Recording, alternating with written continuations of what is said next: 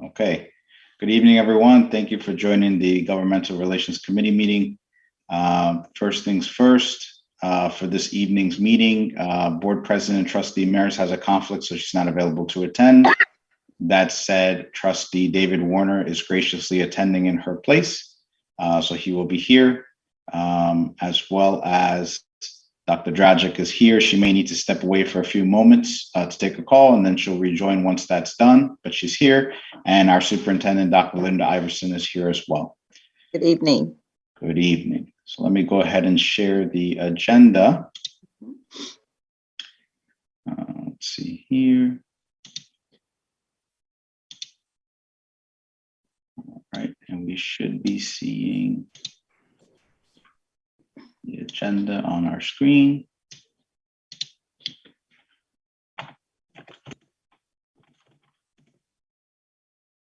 All right. All right, so I took committee attendance here. That's good. All done there. All right, so the first thing we're going to do is we're going to review and adopt our previous meeting minutes. This committee has not met for a while. Our previous meeting was on July 28th, 2021. And that the context of that meeting was just original selection of the committee chair. The secretary we established, I would be the chair and Dr. Dragic was going to be the secretary. And then basically the context of that meeting was just giving Dr. Iverson status as to all the representatives that should be met eventually, and hearing her plan and how she was going to go about that process, as well as bringing her up to speed on previous funding efforts and all the things we had tried in the past to increase our aid ratio, both on regular foundational aid as well as building aid. And then from there, we essentially discussed a few other local community entities that should be discussed, that should be met at some point in time. And then we had a brief discussion on municipal meeting coverage and how we could go about splitting that up amongst the board members. And we had also discussed the idea of asking volunteers that already attend those municipal meetings to just give the board updates as to what they heard. I had received one volunteer at the time that they often visited the town meetings and could give us updates. And we kind of left it at that point, and we adjourned at 7:13 p.m. Those are the meeting minutes from that previous meeting. Is there a motion to adopt the meeting minutes? So moved. Is there a second? Second. Yes. All those in favor? Aye. Aye. All right, thank you. We'll go ahead and adopt those meeting minutes. And that brings us to today's agenda. So we went ahead and reviewed and adopted the previous meeting minutes. So that was the first thing. The second thing on the agenda to discuss is the Community Development Block Grant. If anyone's been following the Financial and Facilities Committee meetings or our meetings in general, you may have become aware of the fact that the local fire chiefs have identified a deficiency in the fire hydrant water flow. There is currently not enough water flow to put out a fire on the Woodlands campus, specifically around the high school. Through the Financial and Facilities Committee, we have been working with the architects, and they gave us some estimates. They did some due diligence along with the director of facilities, and they came back and said, okay, we have a solution, a proposal that has been recommended to the Board of Education via the Finance and Facilities Committee, a recommendation that has been made. It's a significant cost, somewhere around $800,000. Thank you, David. So that said, the idea was floated, hey, maybe this is potential for a community development block grant, as has been done in other places for not the same project, but similar projects sometimes are taken out. I went ahead and I reached out to our town supervisor, Mr. Paul Feiner. He gave me the contact information for the individual that does work on the community development block grants. So Mr. Warner, since you are the chair of FinFac committee, I thought it probably made sense to put you in touch with that contact, and then we can work through administration and figure out how to at least try to see if that's even a feasible option. Sure, give me the contact information. Okay, I'll so be happy to take it. all right, so I'll just make a note here. myself.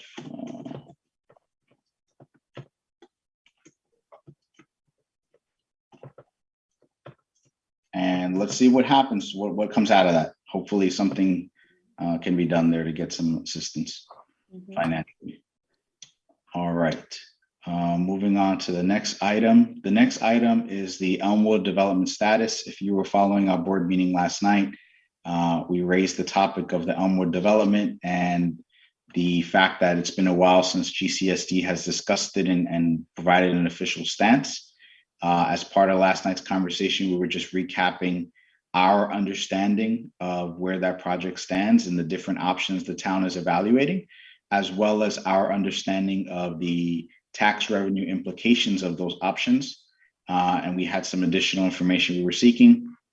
Trustee Dragic was kind enough to coordinate the ability to have some folks join us this evening to provide some additional information. My understanding is Garrett Duquesne from the town, as well as Mr. Lewis, the town attorney, are going to be available to join us for a few minutes and just give us, I guess, the latest status update.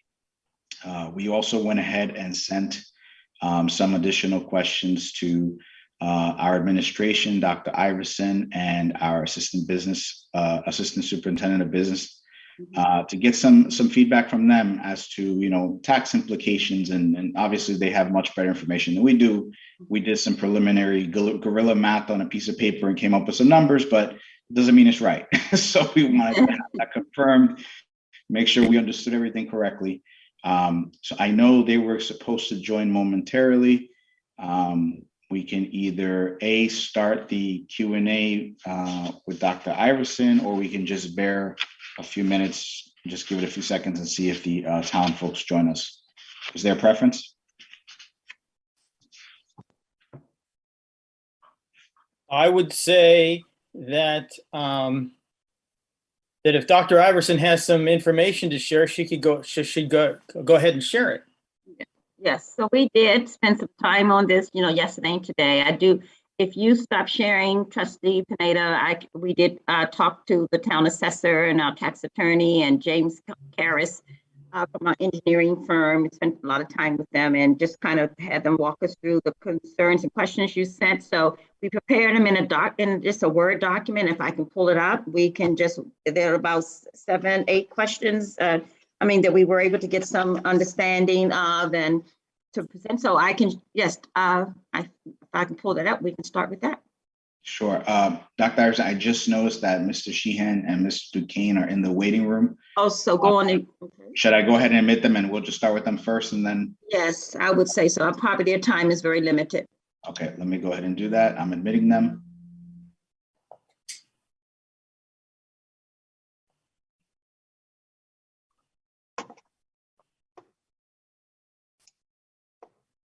All right.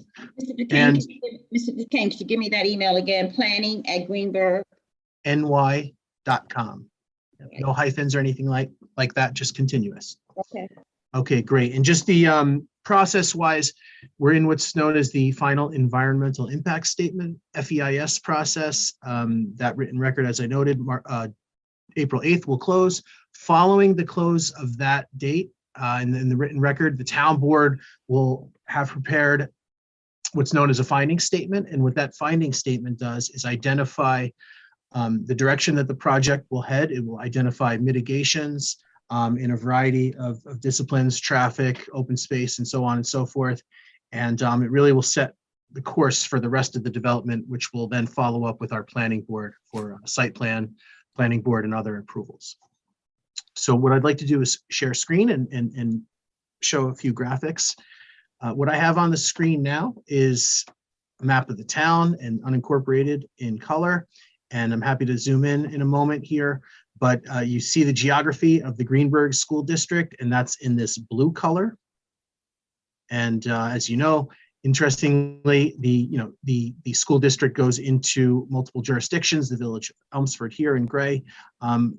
But I wanted to highlight where the project is within your school district and very much highlight that, as you may know, the project site at Elmwood, the country club, is actually in 2 school districts. So again, the blue color is Greenberg Central School District, And about 83.5% of the site is within your school district, and the remaining 17.6 acres, or about 16.5% of the site, is in the Elmsford School District. In totality, we're talking about 106.8 former golf course, of which you have 89 acres, okay? All right, so the project, the proposal is to redevelop the property for some sort of residential. And what's been proposed in the FEIS is a series of townhouse layouts, which would be for sale townhouses. I'm going to briefly describe the 3 layouts and talk a little bit about that. And the applicant has also designed 2 one-family residence subdivisions. So we'll talk about that. Before I get into the different alternatives, I just want to show a zoom in of the site that gives you a better sense of, at a zoom in level, this red line depicts that geographical break in school district, okay? So if you recall from the zoomed out photo there of the school district maps, it's this upper left portion of the site, which is in the Elmsford School District. Everything else is in the Greenberg School District. And this red line, which is the school district boundary, is coterminous with the town of Greenberg's zoning district boundary. And what it does is separates the land that is the school districts, the Greenberg school districts, into what's known as R30, one family residence zoning, versus R20, which is in the village of Elmsford. Okay, so what I'll do at this point is I want to walk you through the 3 townhouse layouts, and then we'll touch on school children projections and a little bit of fiscal considerations, and then we'll be happy to field any questions you may have. So again, 5 alternatives, 3 are of the townhouse for sale variety, and then 2 one-family subdivisions. So on to the townhouse varieties. What you see here is alternative A, and this is a 175 unit townhouse layout. Noteworthy is that this would be 55 plus, age restricted to 55 plus, and as part of that proposal would be designed and approved, if approved, to have 0 school children. So that's 175 units without school children. This layout has 2 ingress points from Dobbs Ferry Road. The first here is, where my cursor is opposite the Chelsea, which is an existing assisted living facility. The second driveway is designed as opposite Westchester View Lane.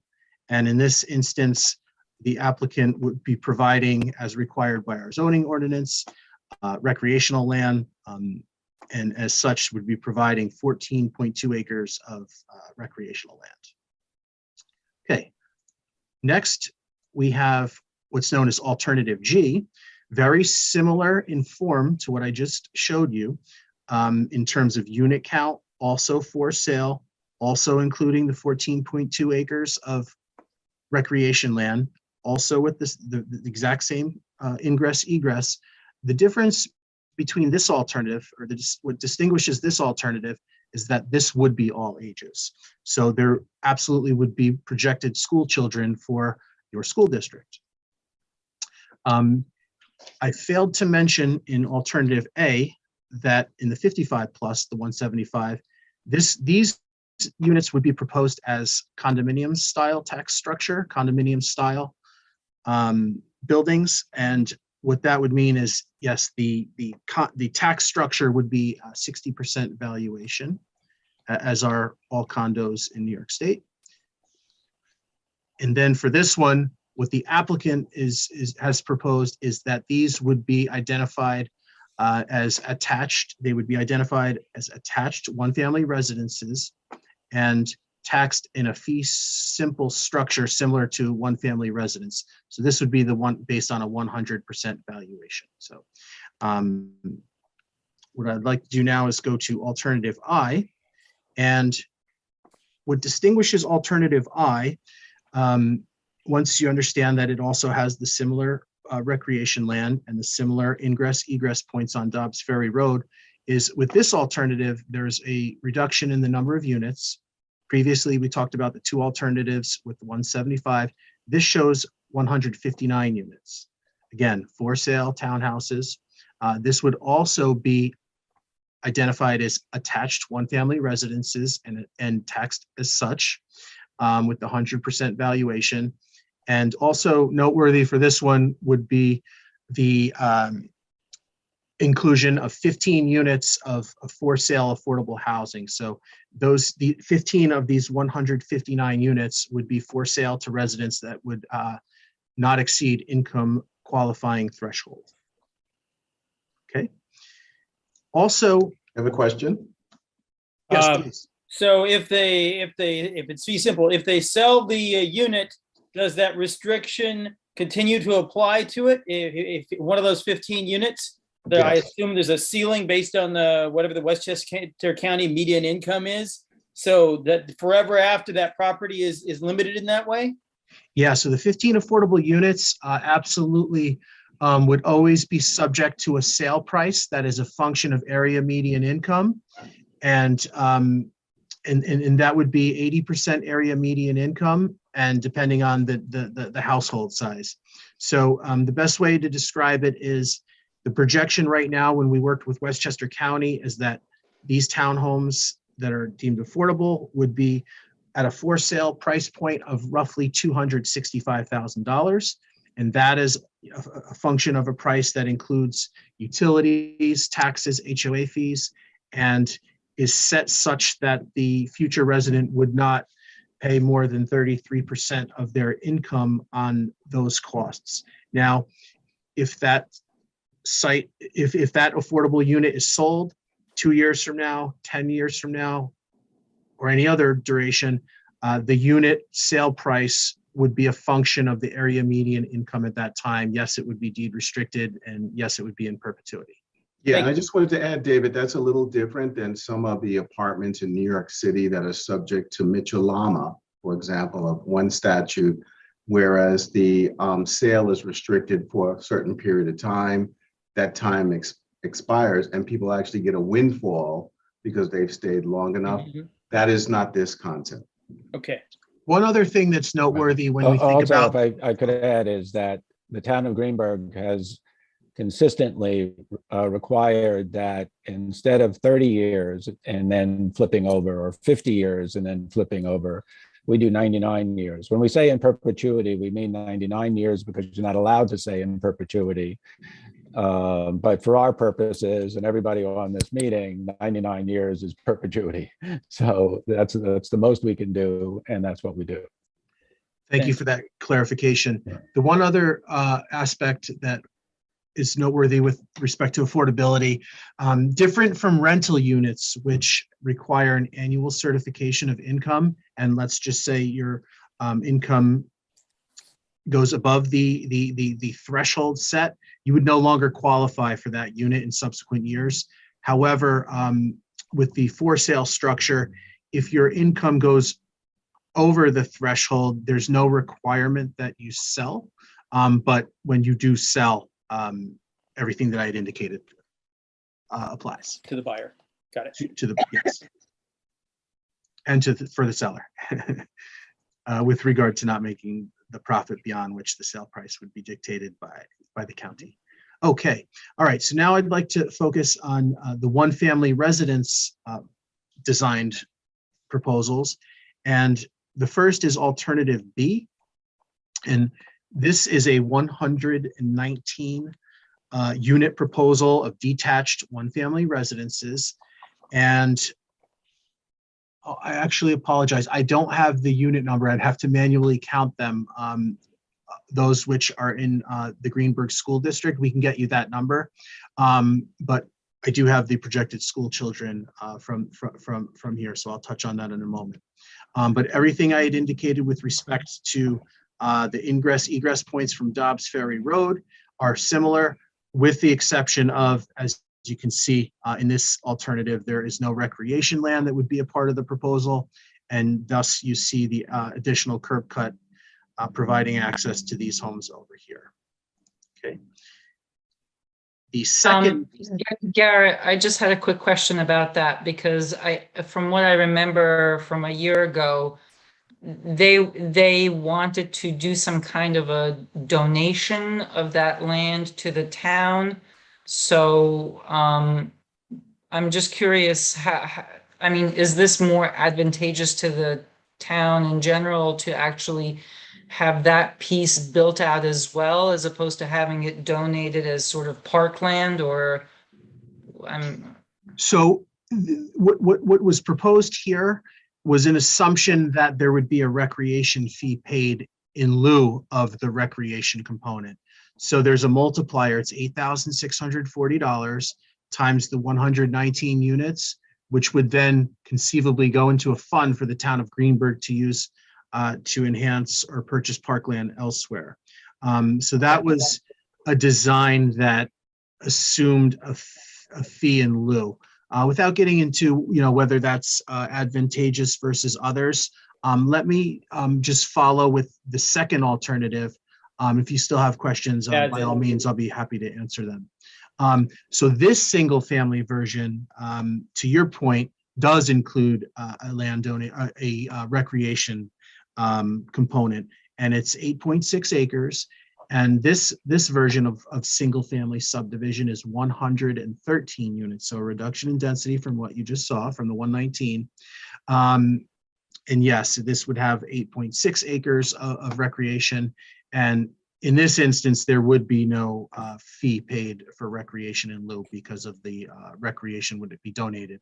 And that's a function of our ordinance. That's what our ordinance called for. Okay.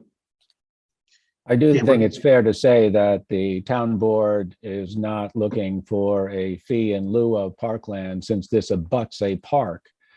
You can't invent land abutting a park in the future, so that if we have an opportunity to have land abutting the park to expand the park, for example, for pickleball and for other types of fields, this is an opportunity to do that.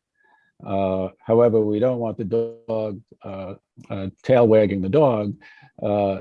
We're not driving our decision making based solely on that. It's taking all of the different variables in totality. Yeah, I appreciate that addition there. And as you may know, East Rumbrook Park is a significant park immediately abutting the site. So yes, everything that was just mentioned with regard to that prospect for adjacent additional recreation land, very, very, very true. All right, so what I'd like to do now is focus on school children projections and get into a little bit of fiscal. Okay, so alternative A, again, 175 units, age 55 plus, no school children. So the projected tax generation to the Greenburgh School District would all be deemed surplus because there would be no cost. So the tax revenue projection for the Greenburgh School District with this alternative is approximately 1.1 million. And that would be the equivalent surplus. So gross and net are the same, okay?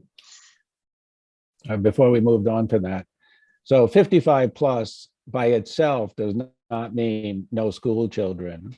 It means that one person in the house has to be 55 or older, but you could have grandchildren that go to the school district. However, the way the applicant says he's tailoring his agreements and contracts is that in order to have no school children, it has to be called 62 plus, not 55 plus. So, but the applicant is saying that they have a way of tailoring their agreements so that that also applies to 55 plus. And so that, those are the kind of things that, has to be looked at as to, will it really be no school children? They're saying, yes, the way we tailor our contracts. And so that gets into some legal issues as to how that's done. Yes, and we'd be happy to share with you the brief that the applicant sent over that describes the function of the HOA and the deeds and covenant language that they've identified has been used elsewhere in 55 plus. But thank you for that supplement there. All right, so alternative B. So this alternative, as far as the Greenberg School District is concerned, projects 32 school children into your district. And at the $33,000 projected multiplier per pupil, that comes out to a projected cost of $1,056,000. And when you juxtapose that with the revenue that would be projected for the school district on a approximately $1 million valuation of sale of home, that roughs out a $600,000 surplus to the school. The FEIS also has valuations if the homes were sold at $850,000. And I believe in that instance, the surplus would be on the order of $170,000, $180,000. You know, and you know, you can extrapolate, and if all the homes sell for 1.2 million, for instance, that 600,000 number that I had projected, you know, would be higher. Okay. No question there. Yes. Can you remind me how large these homes are going to be if they think that they could fetch somewhere around 1.2 million per? Yeah, sure. So these would be on 30,000 square foot lots. So we call that 3/4 acre lots. And the applicant has studied these at, I believe, in the 4,000 square foot range. So they would be, you know, sizable homes. And there are homes that have comped in the area for in excess of $1 million, like as an example, across the street at Westchester View Lane. You know, but you know, sold piecemeal and not in an influx of this many homes. So really, it's been looked at as the most probable range could be somewhere from 850 to 1.2 million is the best estimate of probability. Thank you. Sure. Okay.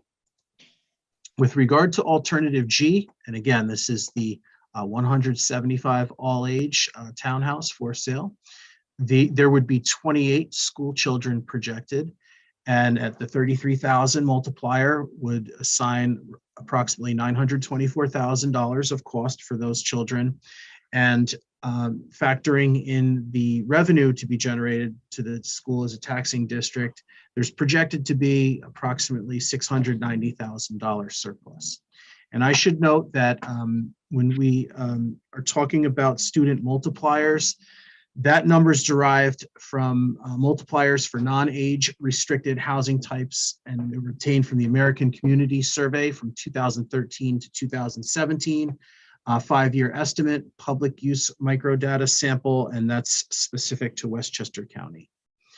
So, you know, just to recap those numbers, 119 single family units, 32 children, 175 units, townhouse, 28 children. Those numbers are based on localized census data. And I think the best explanation is that the townhouses are more prone to being occupied by empty nesters. Okay. With regard to H, 113 single family units, using the multipliers, 30 children projected, $990,000 cost in totality, with a projected surplus of $560,000. Okay. And lastly, the 159 townhouse projects 26 school children with the multiplier, would assign $850,000 cost roughly, with a projected $640,000 surplus. So in totality, the projections are that all 4 of the school, the FEIS alternatives that would generate school children in your district, they're all tax positive on a projection level. And just to recap, the ranges are from 560 surplus to a projected high of 690,000 surplus. And just to recap, a low projection of students would be 26 versus the high of 32. Okay. That may conclude what I wanted to offer up, and we're, Right. as I If mentioned, I could just jump in, because I'm just being told that visiting hours are over in 20 minutes. Sure. So obviously, for a school district perspective, it costs the same to educate 2 children from a condo as it does 2 children from a single family home.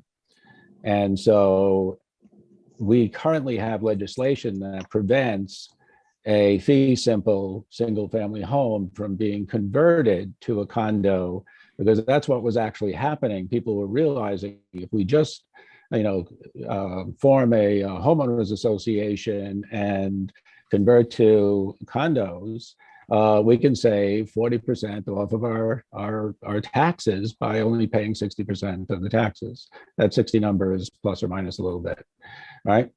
But we have something on the books now through the state. We lobbied and got it through the state, and other municipalities did as well. So that protects us against that. But we still have an issue where new condos, we're not talking about existing condos, the owners already paid a premium for those condos. It wouldn't be fair to then, they pay a premium for the condos to the developer for it being tax reduced, and then increase their taxes. So no one is looking to impact existing condos, but for new condos, the owners know what they're getting into from the start. And they know they're going to have to pay the full taxes, and they're going to buy it at a lower cost than they would if it was reduced taxes. And so what the town is exploring, and we're dealing with our state legislators on this. We almost got it passed 2 years ago, and then we had the pandemic and there was a lull, and we're trying to get it moving again this year, so that for people who are building new condos, that the homes would be assessed similar to single family homes at full value. And so we're actually looking for whatever support we can get from wherever we can get it, because right now it's the town board talking to our state legislators, but we could use more support to recognize that, again, not existing, but new condos. And I actually call them, in quotes, affordable condo, more affordable condos, because right now you could have the same unit, same house, and right next to another house, exactly the same features. And if one is fee simple and paying the full taxes, maybe that's a $500,000 house, but right next to it, a condo, that's probably going to go for $750,000. Now, where's that difference going? It's going to the developer, but it's going to the developer at the expense of the municipality and the school district long-term. And so we're trying to change that so that a $500,000 condo should sell for $500,000, and they pay the same taxes as everybody else. And so we're in discussions with our state legislators. And I think for schools, it's fairly simple in that as I said before, if you have two children coming to Greenberg Central or any other school district, there's a cost to educating them, and it's not 60% less because they happen to live in a condo, or 40% less because they happen to live in a condo. And that's why we're moving forward. And I apologize, but I really want to spend a little bit of time with my new grandbaby, because I didn't realize the visiting hours are closed at 8 o'clock. And I want to spend some time with Christine. So I'm going to sign off. Thank you for your time. Thank you so much for coming, and thank you for your time. And thank you, by the way, for that explanation, because that was one of the concerns regarding, thank you. Okay. Thank you, sir. So option I was fee simple. Have a is good that night, correct? Councilman Sheehan. By the way, Thank you. that's the baby. Oh, wow. That's great. One day old. Congratulations. And she's probably thinking, why is he in a Zoom meeting? Good night, everybody. Good night. night. Thank you. It's all good. Life is good. All right, trustee Warner, I think you were going to make a comment. So option I is fee simple, is that correct? Yes, it's being proposed as fee simple. Okay, and so everything that I'm looking at points me towards the single family unit options, with the exception of the affordable housing piece. And so I first want to understand. I think earlier on in the process there were comments along the line of, could you have a variety of different housing types in this development? But it doesn't appear that when they got to the FEIS, they actually came up with anything mixed. And I can see, I didn't realize that the affordable housing ceiling was around 295. So that's pretty hard to make a cottage small enough for that to really work very well. So then I'm thinking, if the best possible world would be to have standalone houses and a few standalone houses that were the 10% affordable housing. But I don't see that here as an option. I don't know why. Yeah, I Gary, just can you want to explain understand that? I just want to understand the question. Let me back up. The affordable units would be comparable size to all the other townhouses. So I just try, if you could maybe just recap the question one more time for me. Let me ask you a question, Yeah. Garrett. Can you explain to David why a single family development does not have affordable housing components to it? Sure. Well, the simplest answer is, it's a function of the rules and regulations that are adopted by the municipality. And with regard to single family zoning in single family homes, there's not a requirement in the zoning ordinance of the town of Greenberg for single family subdivisions to have an affordable housing set aside.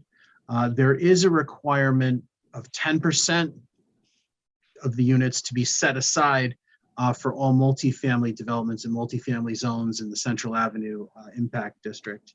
The planned unit development is the zoning district that the applicant seeks to have placed on the site, which would enable multifamily.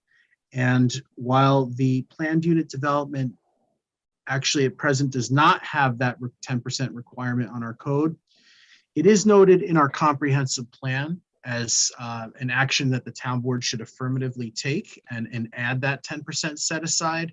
And the applicant has been aware of that, and the town board has stressed the importance of that. And the applicant has said, okay, for alternative I, we will propose 15 units of affordable housing. Okay. Yeah, so I just want to jump in really quick. So from my perspective, what the town board grapples with is, if you go with a single family development, be simple, you don't get the affordable housing units. And that's something that some people think is important. So that's really where we've been grappling with this issue. Number one, if you do get the condos, it's more condos than would normally be permitted. Although you do get the affordable housing units and you do get the parkland and the parkland built out, some people are concerned about traffic and density and more units and things like that. So those are the issues that we're struggling with, but particularly the affordable housing component, which some people really think is important. Okay, so then are we required as a school district, we can put anything we want in, we're going to put in some kind of letter with our input, correct? When all is said and done. We would welcome that, yes. And so if we put in our letter that we think that there should be affordable housing and whatever option you come up with, whether it's required by the law currently or not, we are free to do that. Yes, absolutely. Okay. I just want to chime in on that point, David. Whatever our personal feelings are or views on affordable housing, and I think you and I are in agreement on that. I think that I'm just wondering whether really our district should only be thinking about students and tax dollars, because everything else really gets us into sort of town politics. And I don't know, I mean, I think this is a board discussion, but I'm just a little concerned that we may be overstepping if we start making statements regarding that particular aspect of this development. And I'm just wondering whether we should just focus on, saying we want the most students and we want the most tax dollars, basically. So All right, so that's just if I just look at none of these options require more than 30 students be fed back into our school district.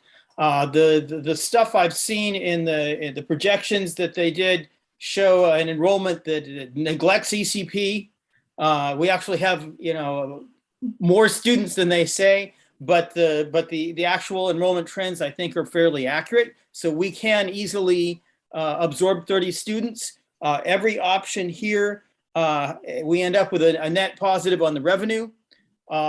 If I'm looking and saying, I don't want people with young children to not be able to move into the district, or I don't want them to move away because the tax rate is too high for them in any other single family unit that's within the school district. And therefore, I like the idea of everybody being taxed relatively equally.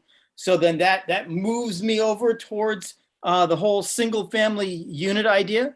I like the idea of not having any encouragement or restriction at all, even though that there be some age restriction, because I want families with school-age children to consider this as an option. If I think that the standalone houses are more likely to have families in them, I'm for that. So everything, I'm for the park. So everything, having the park line set aside. So everything points either to B or more likely H, because I think H has the parkland in it. And then the only thing that's bothering me is that I do think that there should be a path for people to work their way up in society. And you don't want to have a society in which there's no middle class. You have only very rich people and not very rich people. And the way people acquire capital is very often that first piece of capital is what's in your house, right? You build equity in your house. And if it's too expensive to get into the house, then there are people can't make the jump. So I like the idea of having that affordable housing piece in there, but everything else is pointing me to standalone units. Long-term, I can tell you that the town board discussed this yesterday, discussed the affordability policies of the town, and are very interested to see legislation to broaden 10% requirement or a requirement in all zoning districts of the town. So, our town board has consistently been advocates for affordable housing. So that is something that, we'll work on, and I see happening in the future. Okay. So I don't disagree with you, David. I'm just saying that we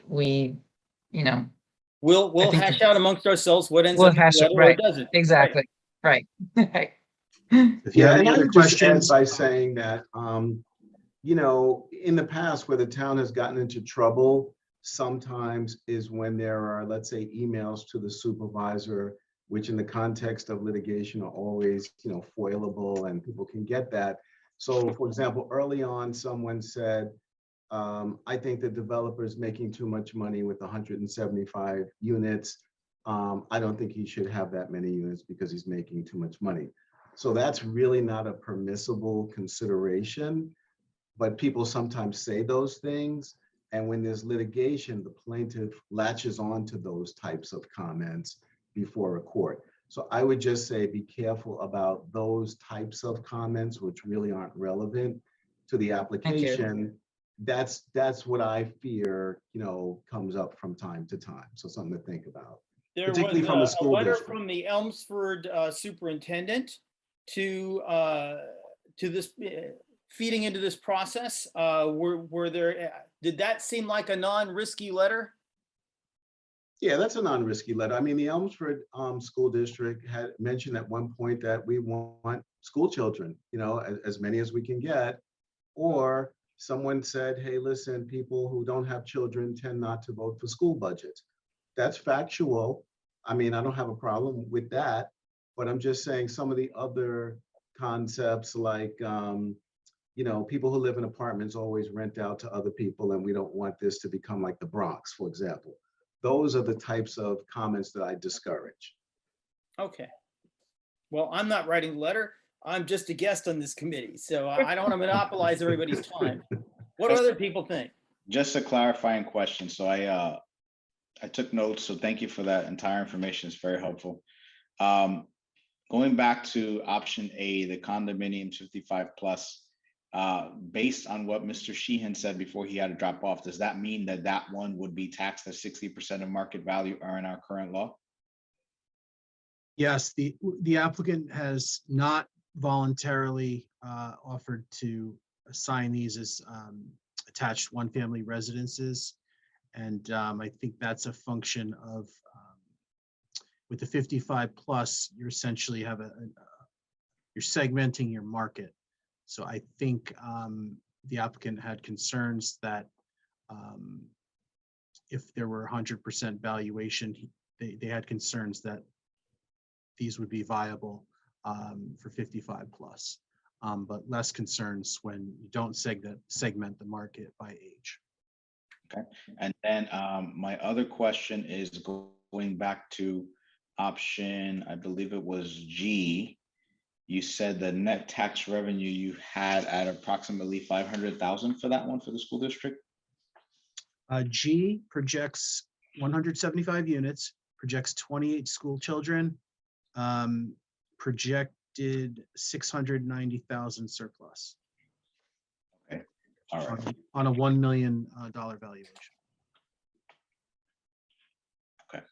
Oh no, I'm sorry. That's no, I was thinking single family homes, and that's on a roughly 800. I'm sorry, I think 800,000 valuation for the townhouse. And then option I was essentially similar, but with lower density. That was 159 townhomes versus 175. And the projection, according to their paperwork, is 1.5 in annual property taxes and 862,600 net. Yeah, actually, I appreciate you bringing that up. We took a look at that, and we're going to check back with the school district, and we think there might be a mistake there because I just want to, the alternative G, which is 175 units, 28 children, projected 690,000 surplus. Alternative I, which does have less children, projected 26, but also has less units at 159, would be bringing in less revenue. So we think there's potential typo there, and that it should be on the order of 640, as opposed to the document which you have, which I think you recited 800 and something. Yeah, it says 862,600. So my goal is by the end of the week to clarify that. Okay, thank you. I'm very glad we had this meeting, because if indeed that's a typo, we will. This may have been the reason why it gets caught. Awesome, thank you. Thank you. Trustee Warner, Trustee Dragic, Dr. Iverson, any additional questions? I'm good. I just want to thank Garrett. I know that he had a really busy day today, and I really appreciate that you were able to make it to this meeting, Garrett. I think this was really very helpful. My pleasure. We're here to help, and if you have additional questions, please call me. And while we're on, I know you and I had met at the car wash on 119 close to Town Hall, And Yes. just wanted to let you know, we did not forget about you. We lost the end of the planting season there. So I'm gonna Damn. stop share here as we're switching gears real quick. The applicant will be coming in this spring and updating the perimeter of the site with a nice sidewalk. They're going to take the Oh, number good. of driveways from 7 that exist now down to 4, and they're going to connect the sidewalk to your school sidewalk. So from a pedestrian connectivity perspective, the area is going to significantly improve. In terms of Excellent. plantings, they will also be supplementing the plantings that we discussed when you came out to the site visit. We will even see if there's an opportunity on your side of the fence where there's some grass area.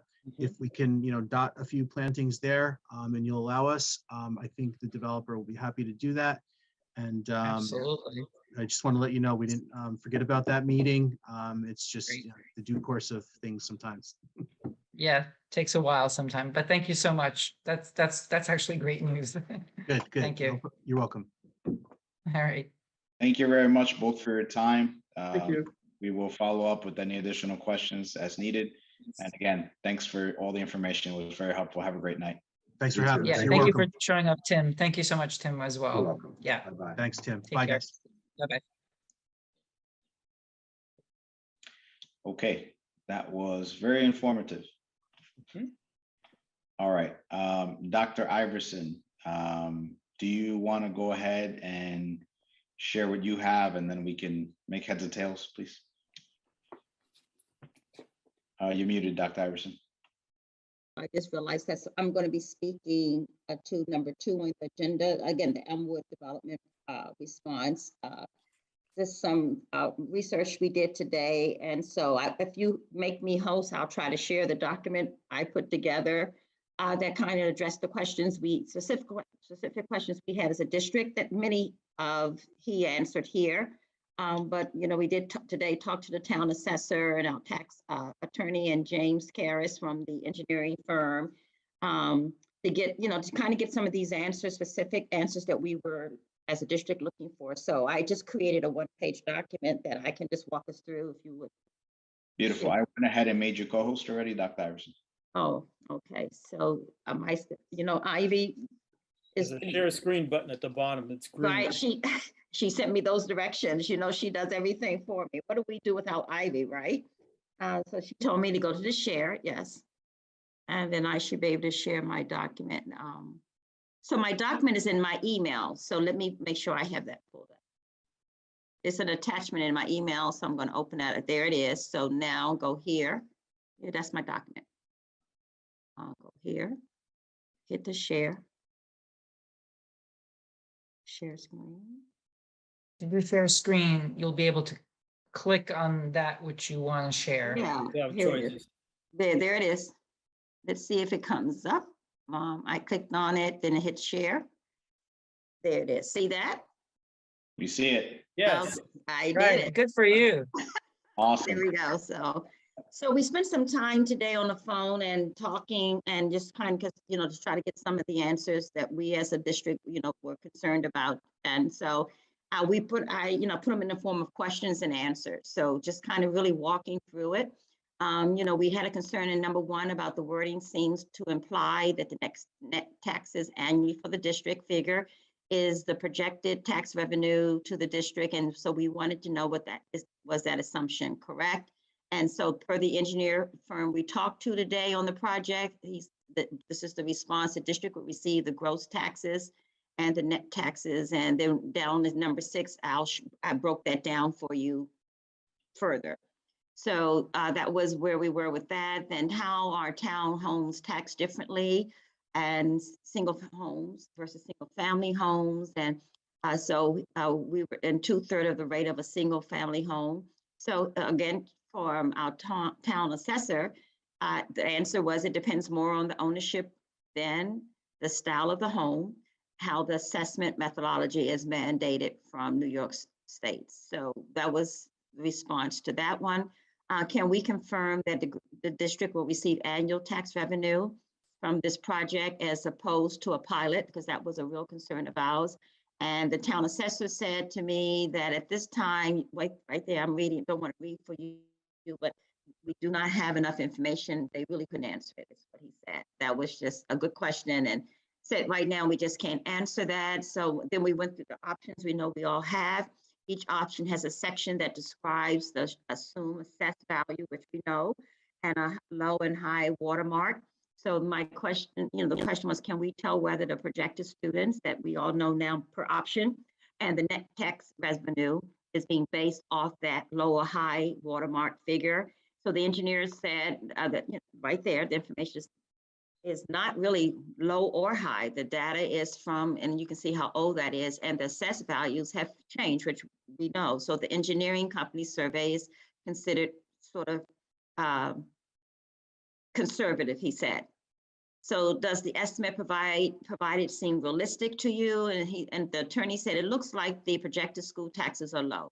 Usually the rule of thumb for school taxes, as we know, as we had above, are 2/3 the overall tax bill. So this project has the school portion well below, he felt, a half that figure.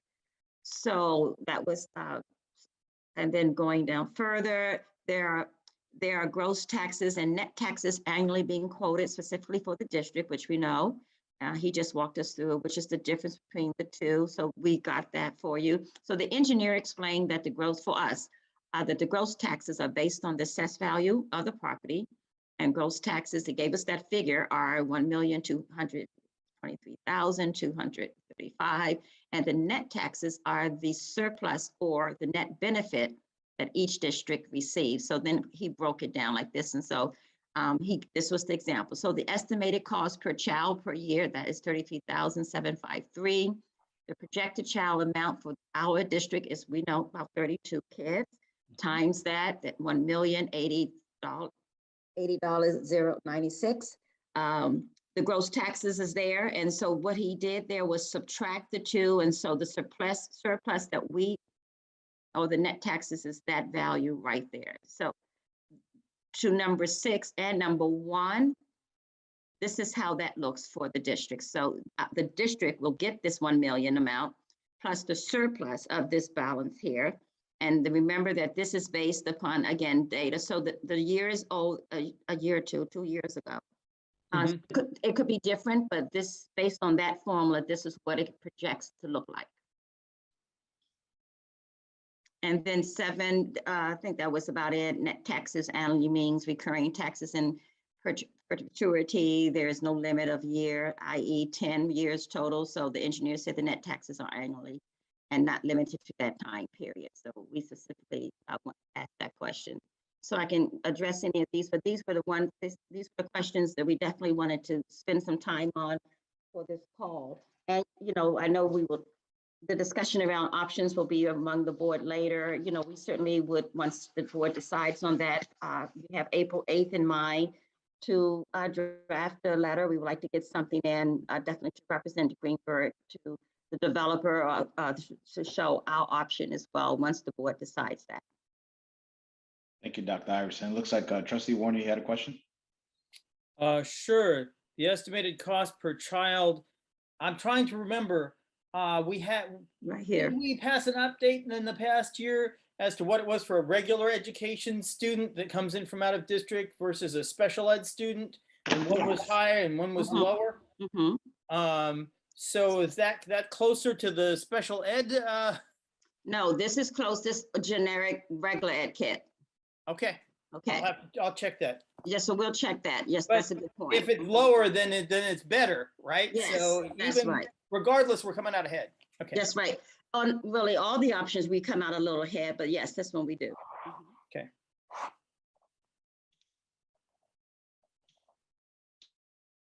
Trustee Dragic? So actually, I had a question about how we're going to go forward from here, given the deadline, which is April 8th. We don't have another board meeting before then, and right? We do. No, well, we have one on April 5th, right? April Okay. 5th, yes. Right. So are we as a committee going to make a recommendation to the board, or do we want to have a discussion with the full board before we actually reach consensus on which option or what kind of a letter we would like to send? Or are we just going to make a recommendation to send some kind of a generic letter where we support, the options that, could give us the most children with the most tax revenue, essentially, whatever, Similar to No, what so- Elmwood did. Mhm. yeah. So the idea, at least the way it was constructed in my brain, was that we would decide what, on the committee level, we would decide what we thought made the most sense, provide that as a recommendation to the board. And as that recommendation is made to the board, expand on that by giving them a brief synopsis of the discussion and highlight for them some of the key points. So for example, if Dr. Iverson, I think I'm good with your information. Thank you very much. Trustees, any additional questions for Dr. Iverson? Was she sharing? Okay, I can stop sharing this. Yeah, if you can start sharing that, and then I'll share what I have up on my screen real quickly, which is what I really quickly made notes of based off of the presentation the board gave us. This is the synopsis as I see it in terms of numbers, right? So I think what we would do, Trustee Dragic, is we would determine what we believe our recommendation would be to the board. We would also provide them this information as a synopsis of what we were given tonight. And then we could talk through it to ensure that the board's in alignment with the recommendation we're making, and we can give the logic for why. That said, this is basically just the options that they discussed tonight, right? A, B, G, H, I, what type of houses they are, the number of units, projected students, and your property taxes as quoted on the paperwork, as well as net tax revenue. I made a footnote here that for the condos, we're talking about 60% of market value based off of that last comment that was made, right? And then the option I seems to be the only one, if I took my notes correctly, that has an affordable housing option, just so that the board's aware of what the option is. And then I should put an asterisk here. This net tax revenue for the option I is the one that Garrett's going to double check for us, since it seems that figure's off. So I put next to that what he believes it would be, which is 40K, just so that we're fully on the same page. But based off of this, I think we have enough for at least the three of us to come up with what we feel would be the recommendation. Now, the other thing to consider is we also have a special meeting coming up that is going to happen, I think probably towards the tail end of March, based off of what I recall. Right.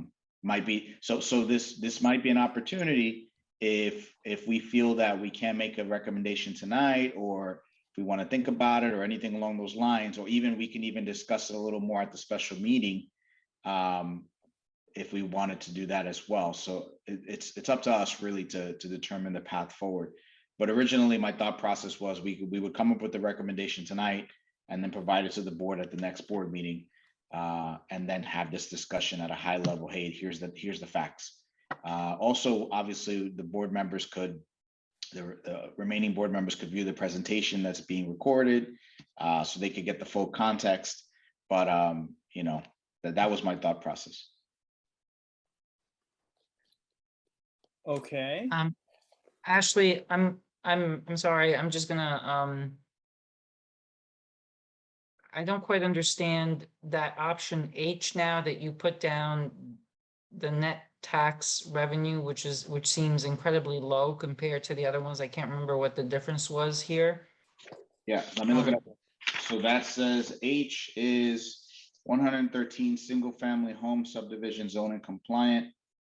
According to them, that's a projected total of 41 students with 30 students for GCSD, 1.3 million gross taxes, and 289,100,000 net taxes annually for yeah, that's what this. It's not 560? It says here, option H, 289,100 is what I'm reading here.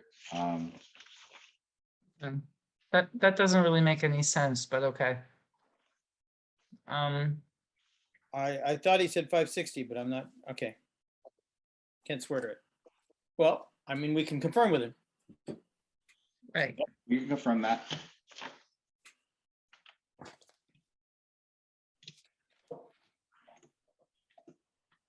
I mean, I think overall, for me, it seems just because of student numbers and tax revenues that B is the best option, and also because, you know, I do think about the traffic and the environmental impact as well.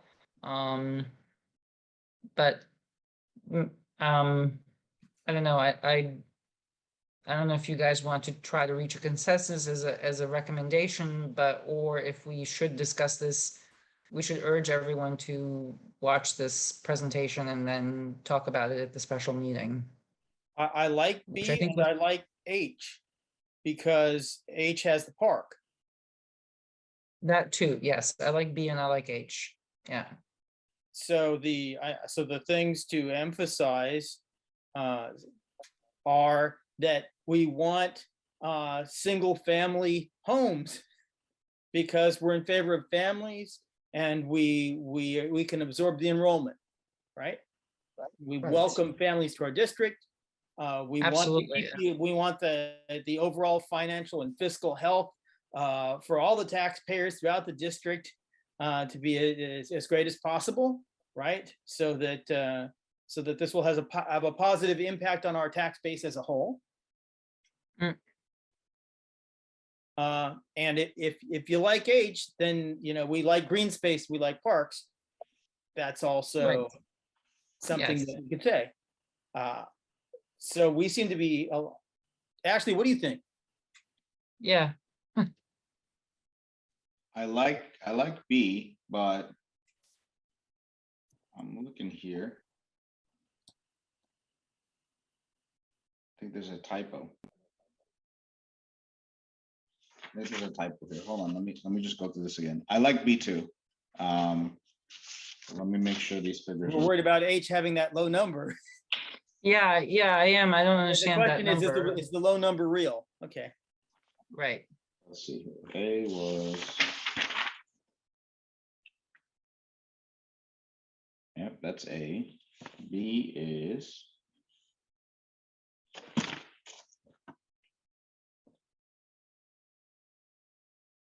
B is wrong. Hold on.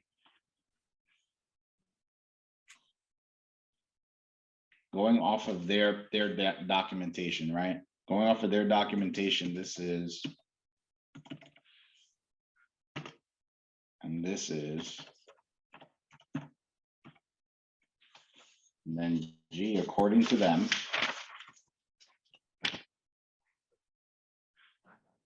G is 1.3.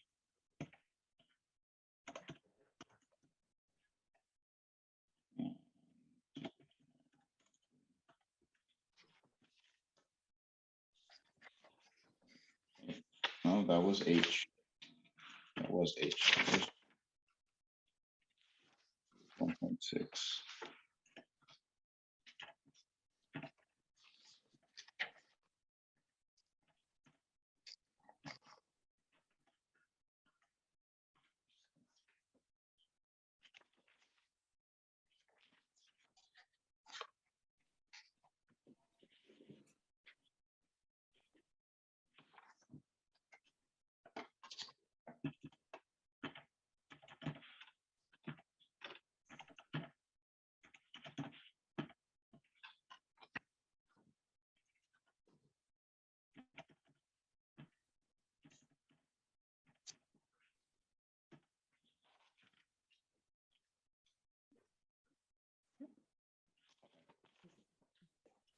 We're checking the numbers here, 1.5. Okay, so these are the correct numbers according to their paperwork.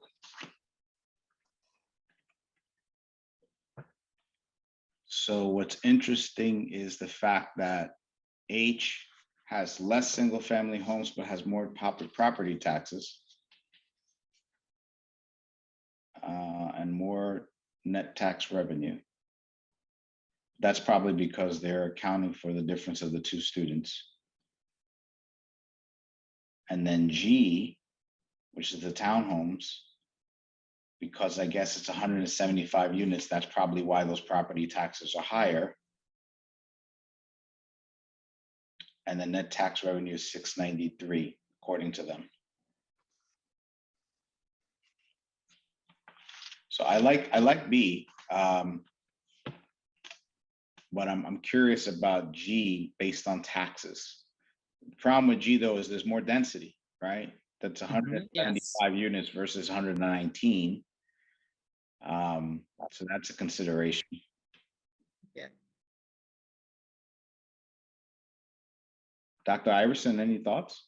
Well, we did like B, and if, you know, when we looked at all the options because of the number of kids, we looked at that, and with that 143 million sort of a net in taxes, and divided by that number, you know, we calculated, you know, the per student amount. So we did like B. We, you know, then H was next, but we sort of settled on B as would be the option, you know, that we would choose. But once the board decides, the letter would align with that option to the with our preference. But so that was our preference there. We want the kids, and we think the more we get kids in and attract kids to our schools, the better we are.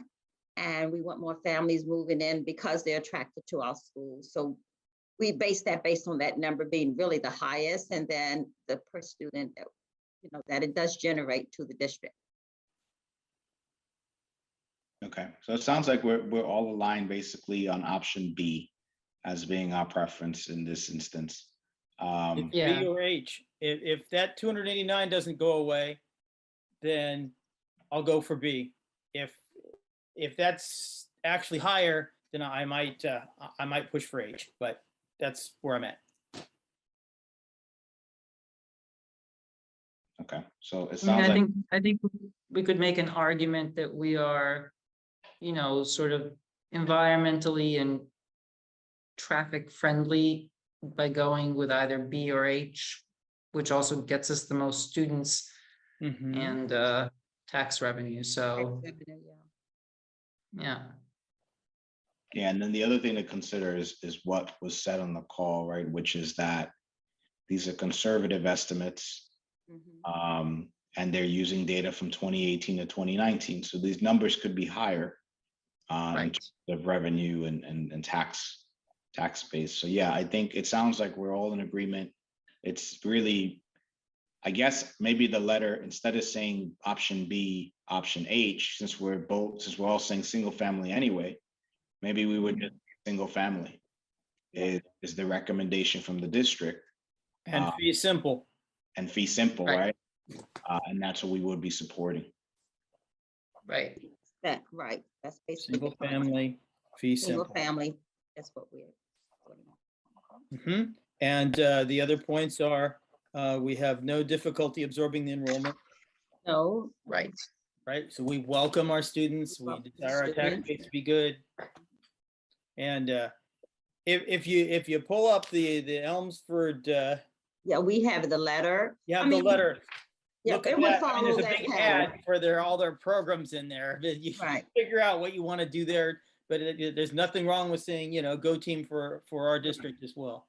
Yeah, it's a good template. We would modify it to meet our needs, but you know, we would follow suit and sell and really talk very positive about our district and what we can offer and how we see it benefiting our district and our students. So, you know, once the board gives us that go ahead, we'll get it in by the 8th.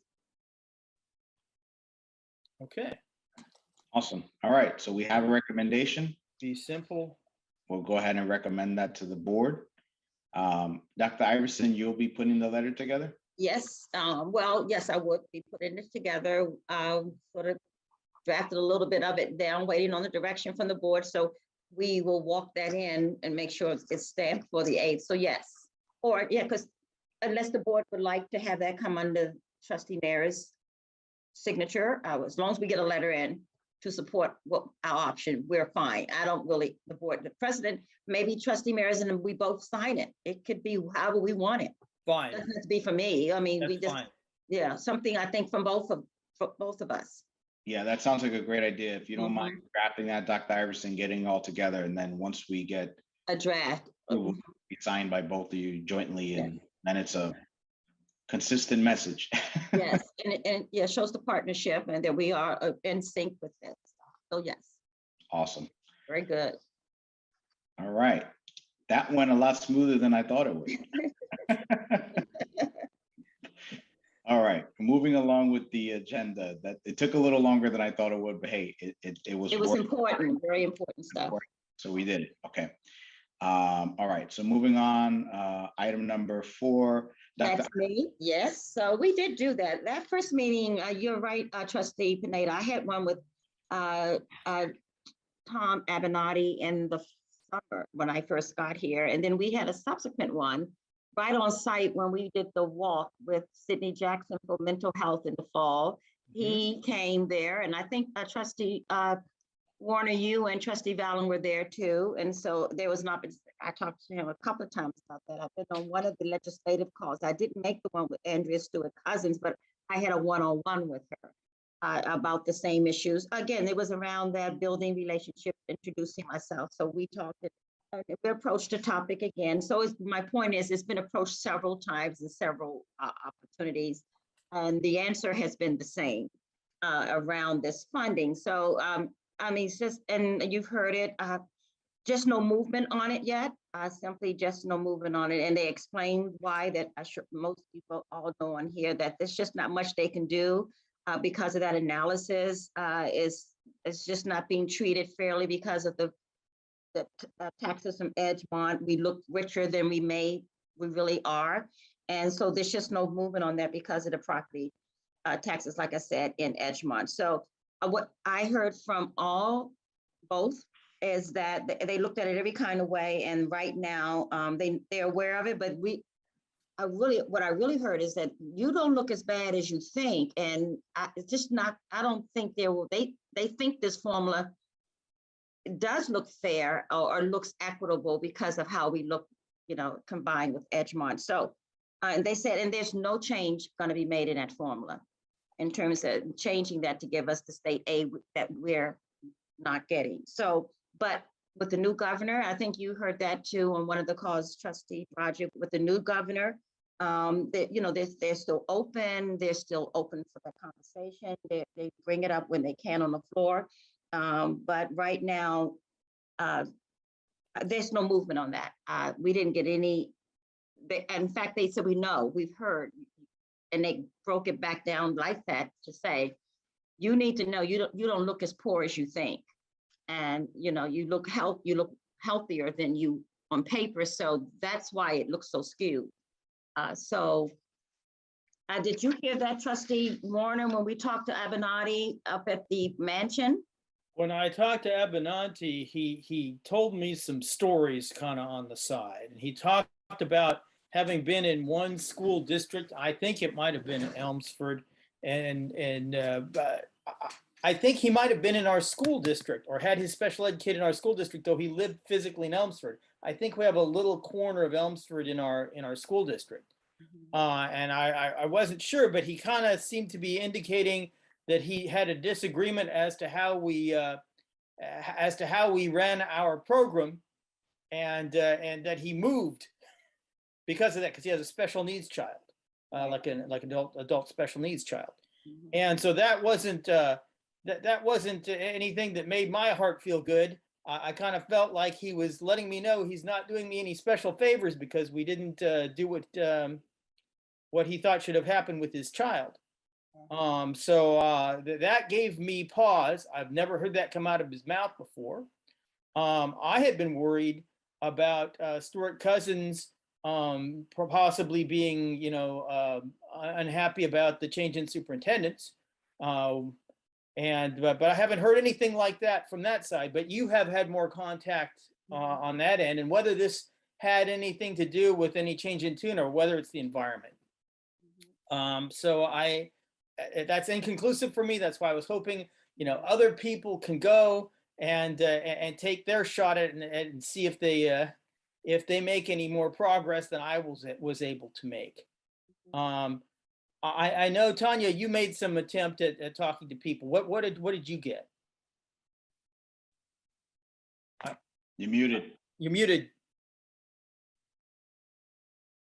I'm sorry, it was the usual story. We know your problem, and really we can't do anything about it. I mean, I just think that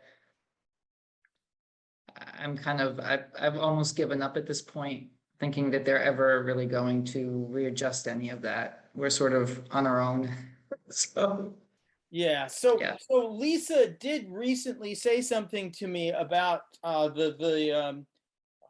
not sure it was the Head Start program, one of the two ECP funding. I know I'm switching gears from facilities here a little bit.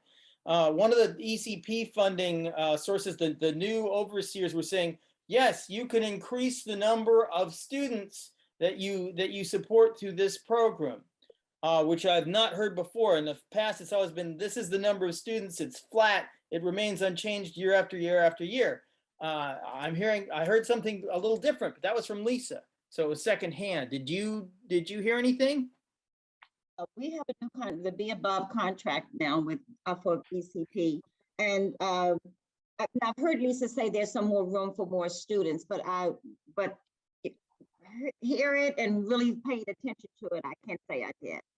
Okay, so we don't know how many more or what the No. actual ceiling is. So that's something I that can follow up on. if the higher levels won't do anything to change things, but we can work at the lower levels and get some Revenue. movement, that would be good. Mhm. Okay. So that was 4 where we were, and I will say, Trustee Warner, in my meeting with one-on-one with Andrea Stewart Cousins, she was very welcoming, and I think she had her staff there, and she gave me all her history and her work, and what brought her to her position, and I think we really did connect on that. She sounds like she's really still willing to work with us, has an interest in Greenburgh, has always thinks about us when she's on the floor voting. We're not far removed from her thoughts. So I got a good feeling from her in that meeting. I did. So that was 4. Okay. Okay, so thank you. Let's go on to number 5. So number 5 was, we had been talking for a while about the town working on the police station / courthouse relocation plan, that project they were working on, and just reiterating the concern we have for what that would do to the district from a tax perspective. I went ahead and I reached out to Supervisor Feiner. He went ahead and confirmed for me that at this point in time, the Hillside Avenue location has been rejected. That's the latest we have.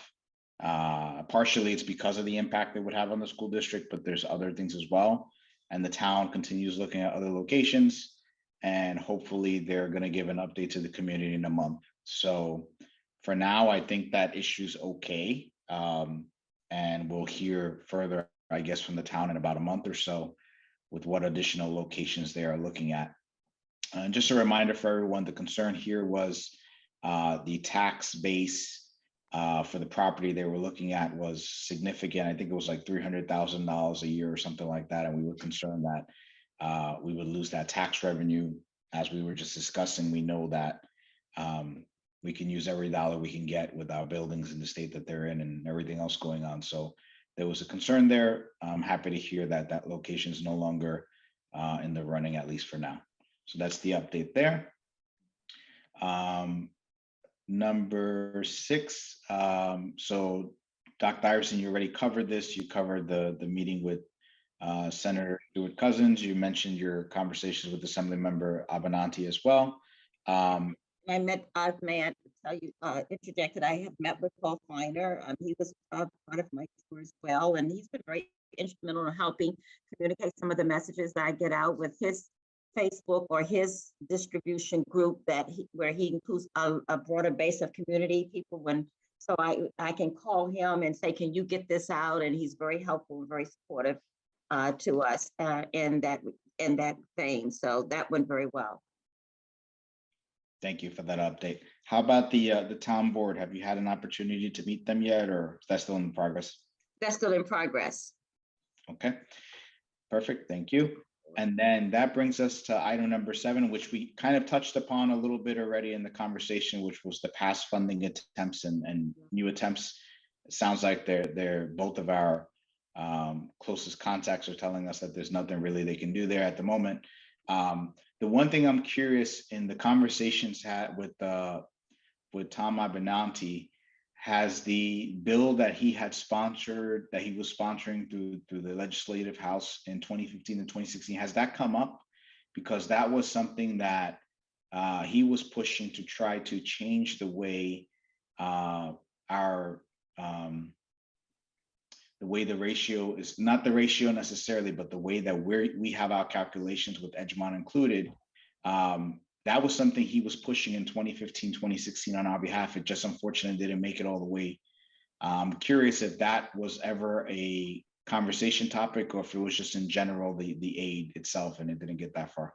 Yeah, no, it didn't get that far. It was about the state aid and why it's not changing based on this formula and the property taxes coupled with Edgemont. Edgemont. So, but that's something I can certainly follow up on. Yeah, and the link in the agenda has the exact text, the exact bill that he was sponsoring at the time.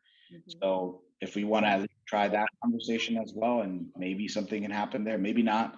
I know in the past we've talked about it and we've heard that potentially that was no longer relevant because the way the town had changed their, they've gone to the annual assessment values the way that they do now. But I guess it wouldn't hurt just to ask the question. Trustee Warner, it looked like you wanted to say something. I was about to say what you just said, which is that we've been through this entire process and it got us nowhere. The various attempts at saying, okay, we're all on the board on the edge of Edgemont, and are there problems with the evaluations of certain pieces of property that are partially ours and partially theirs? Yeah, all of that stuff that became irrelevant once we start having an equalization rate, then we couldn't do the equalization bill anymore because we were already at 100%. We're just beating our heads against a wall. We've got to do something newer. Thank you. I agree. I completely agree with David. Yeah. Thank you. So that brings us to the conversation we had earlier in the year. We touched on it once and then we didn't talk about it again. We talked about this last year also. We had talked about, hey, there was the state and municipal facilities program grants that the senator had referenced. That was Senator Stewart Cousins. We met with her in person, I think 2 years ago at this point. She had mentioned that as a potential discretionary fund for like a one-time assistance. Obviously, that was pre-COVID, before all this other craziness happened with funding in the state. So I'm not sure if that's an option. We had also talked about a lobbyist, but that goes back to the Abenanti bill. We had been really talking, hey, if this equalization doesn't pan out, if somehow there's still a glimmer in there somewhere, that's where the lobbyist could have been helpful. But it sounds like that's still not an option for us as well. So that brings me to the last thing I think in my mind that would potentially work, which is I did attend a Westchester Putnam BOCES School Board Association presentation on advocacy, and we just talked as board trustees amongst myself and other districts, just to understand what has worked for other districts in terms of advocacy, either for funding or for any other various project. And the one consistent theme that I heard from all the trustees is really what works is parents, calling in, writing emails, sending letters. That does seem to be at least somewhat effective in getting attention.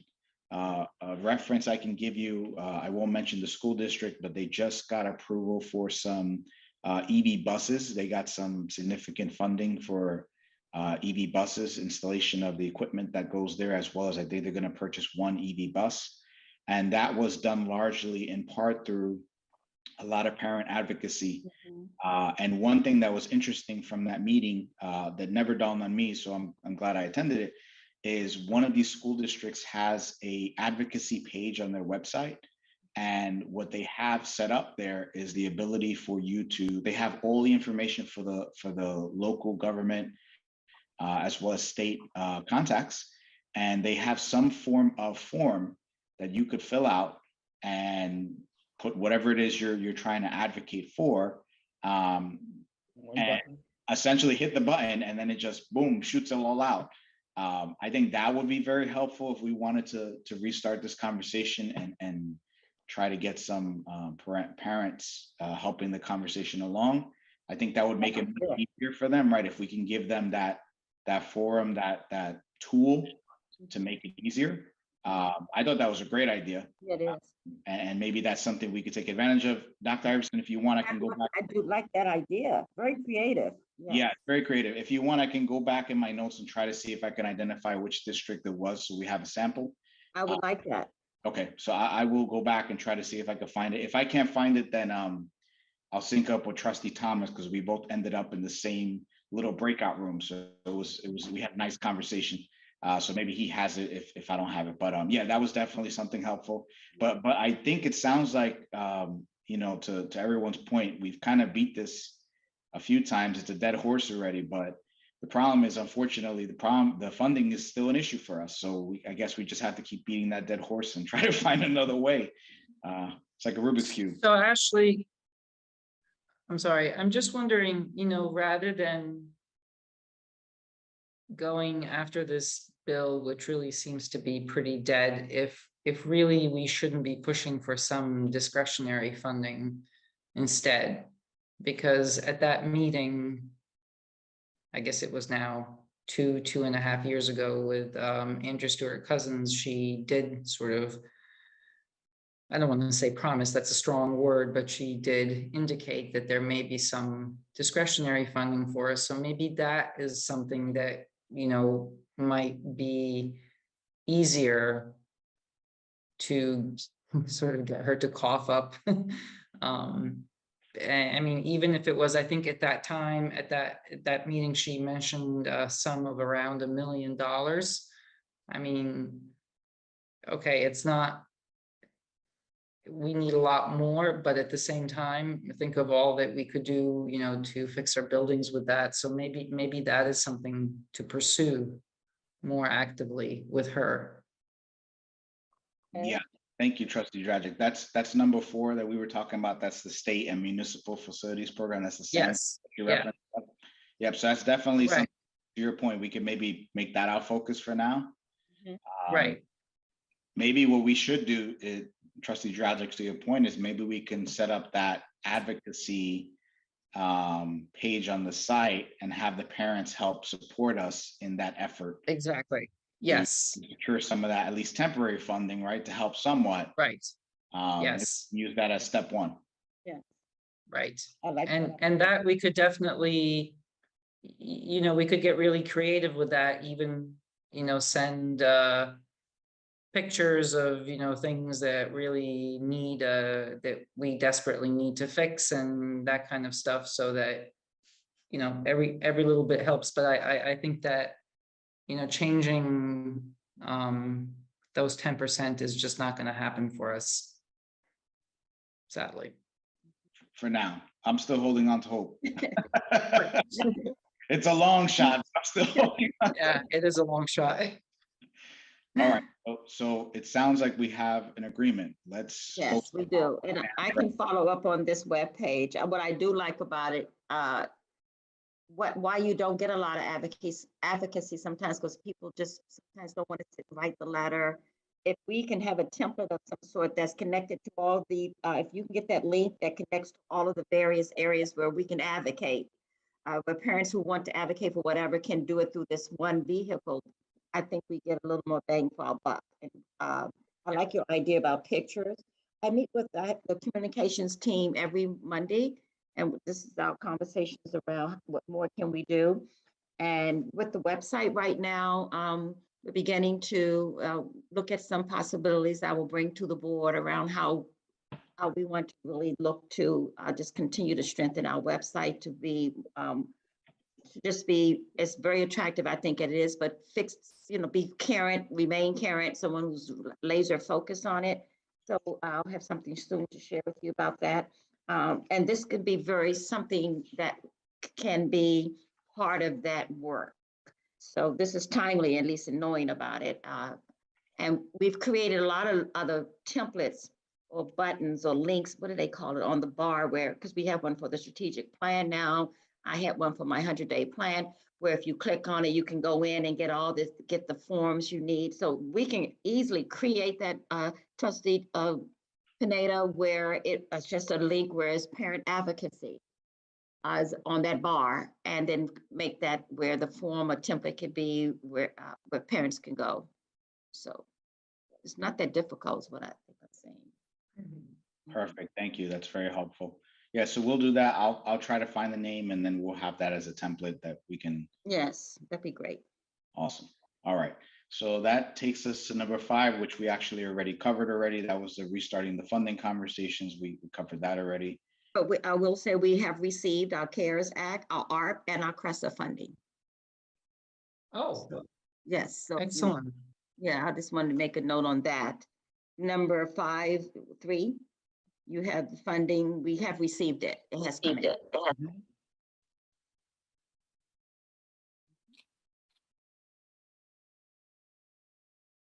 American Rescue Plan? Yeah, ARP and CRESA, CCRSA, that was year 2.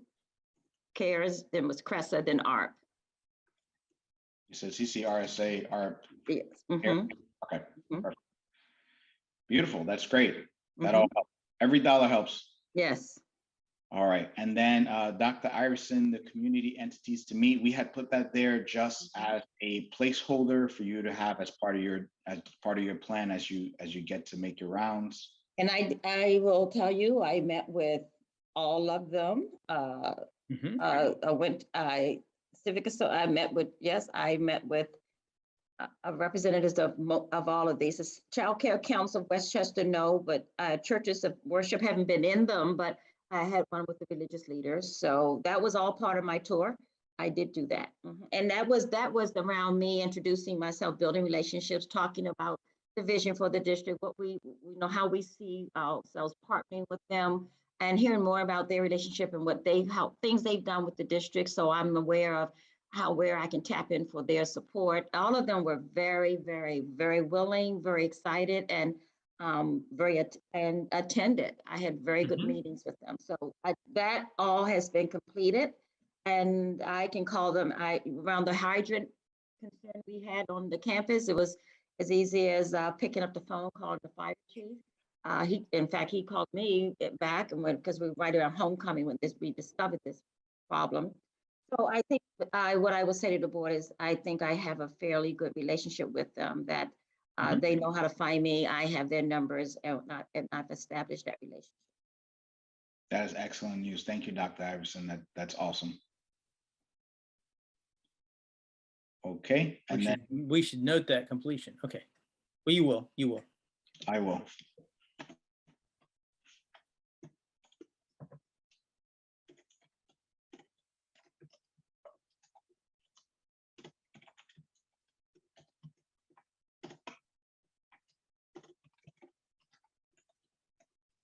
Okay.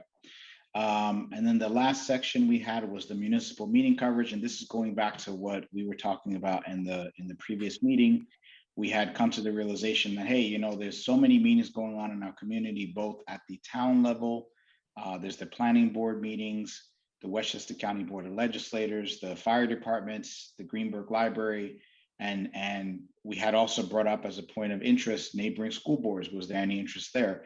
And what we came to the realization is there are 7 trustees, and between the 7 of us, we are really already taxed for time between all the meetings and the committees and the special meetings. As much as I think all of us would give as much time as we could, we do have jobs and we do have other commitments.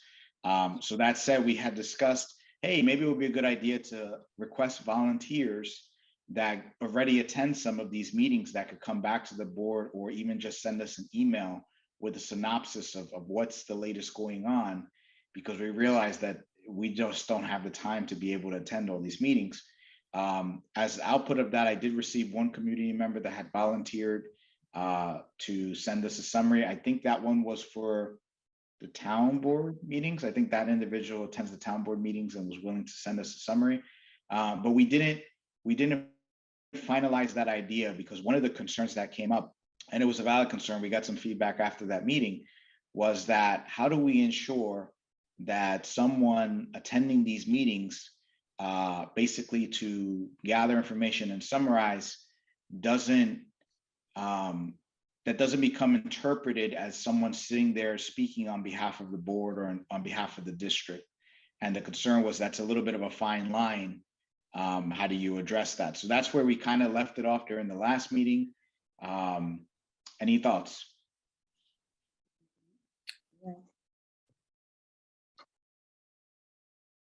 There's no Which of perfect these world. meetings? Okay, go ahead. Which of these meetings, I'm sorry, what was your question, David? Are these meetings in person at this point? I don't think so. I think they're still Zoom. Are they? I mean, I don't know, actually. I think it's a mix. Okay. I mean, there are in-person things like, you know, you sign up to speak at a Greenberg Town Board meeting, right? And so if you don't sign up to speak on behalf of the school board, then they don't hear you. But if you're sitting in a Zoom call, then maybe they do. So I'm wondering if the venue has any effect on how we deal with this. I mean, you can just make it explicit, you know, as to what you cannot and cannot say. So Trustee Warner, to your point, maybe this is as simple as, for anyone that's volunteering, that's willing to do this and is already attending the meetings, willing to give us a summary, if we could just ask them to not sign up for comment periods on behalf of the school board, and whatever they're doing is their personal thing. Maybe it's Right. You can sign up to speak, but not on behalf of the school board. You just make that clear. And Trustee Dragic, thoughts? So one of my thoughts is that all of these meetings, in particular the town board meetings, actually have minutes, just like our meetings do. So we don't necessarily need someone to report to us. I think the bigger issue really is actually knowing ahead of time issues that will be discussed at a particular meeting that may be of relevance to us, right? That's really, I mean, on some level, they're all relevant, you know, but sometimes, like, for example, what we discussed tonight, which is Elmwood, it's particularly relevant. So, so actually, I'm just wondering if maybe we could ask the town if they were willing to, you know, it is some work to actually go on the website, and you have to look up the agenda, then you have to go through the agenda. If they would be willing to actually email the agendas to the board and central administration, so that is something that, you know, we could sort of run through and see if there is something relevant, and then whether we go or we check the minutes or we ask someone to go for us, then, you know, it sort of almost becomes on an ad hoc basis rather than, so that's kind of my thought. Trustee Warner? I can say that Garrett Duquesne does tell us when there are facilities related issues. I do know that the town minutes and agendas and all that are posted on the town website, and that they go to the extent of having their videos indexed, right? So that if you want to just watch the proceedings of just the part that you care about, you can actually drill down and just look at that instead of having to sit through a 3-hour meeting. Right. Right. So I think they're in pretty good condition for us to just go and look. I'd be more concerned as we get further and further from home. So I'm thinking that the County Board of Legislators we'll have a whole bunch of things that don't affect us, and once in a blue moon, something will come up that does.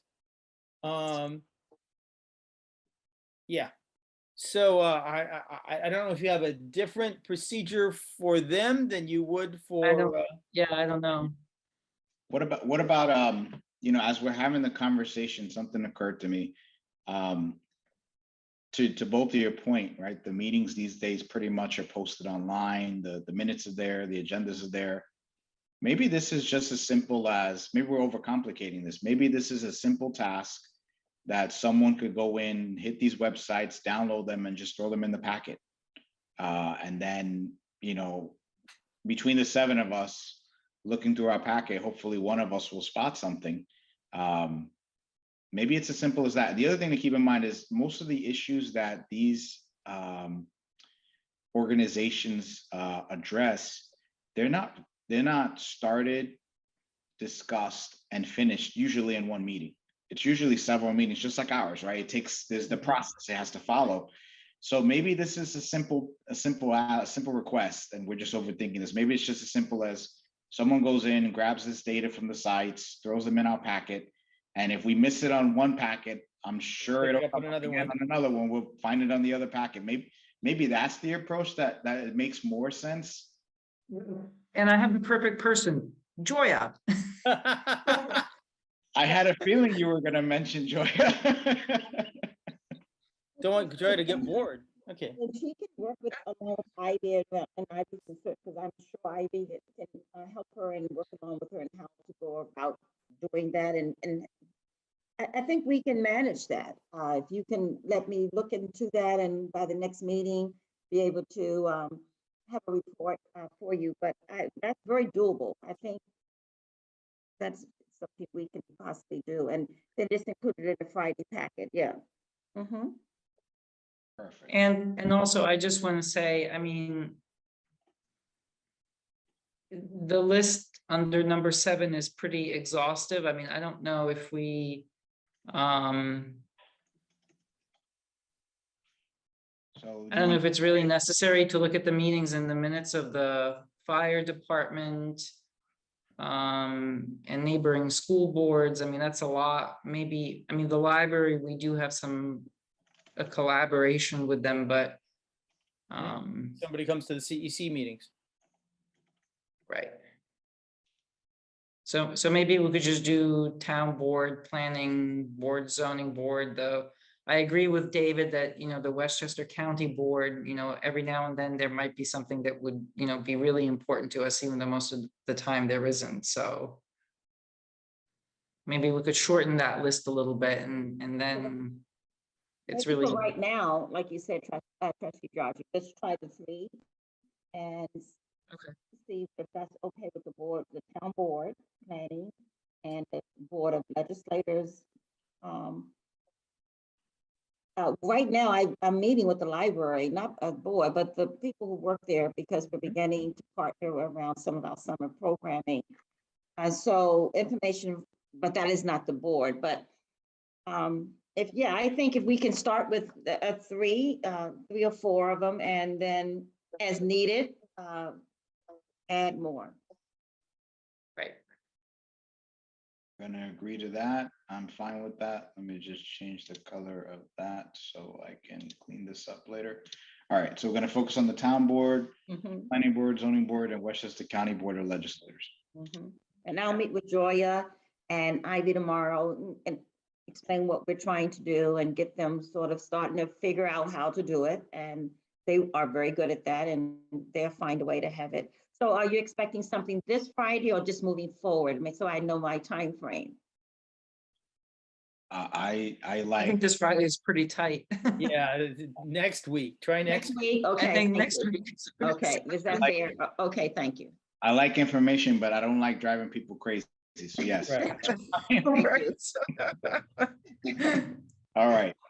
Awesome. So we're at the portion of the meeting where there's any other business. Does anybody have anything to raise from a governmental relations lens? That looks like a no. I'll give it a few more seconds in case a light bulb goes off for any of us. Nope. It looks like it's getting late. Those lights Nope. are getting dim. I understand. Yep. Looking at it being 9:01. I'm pretty dim at this point, yep. All right, okay. All right. Is there a motion to end the meeting? So moved. Second. All right. All those in favor? Aye. Aye. All right. So we're going to end the meeting at 9:03 p.m. Thank you very much for all of those out in YouTube land watching us. And thank you, trustees and Dr. Iverson, for your time, and Mr. Lewis for being here with us through the whole recording. And we look forward to our next committee meeting and follow-ups on everything we're working on. Thank you very much. Have a great night, everyone. And thank you, David, for stepping in. Thank you. Sure. Yeah. Good night. All right. Bye. Good night, everyone.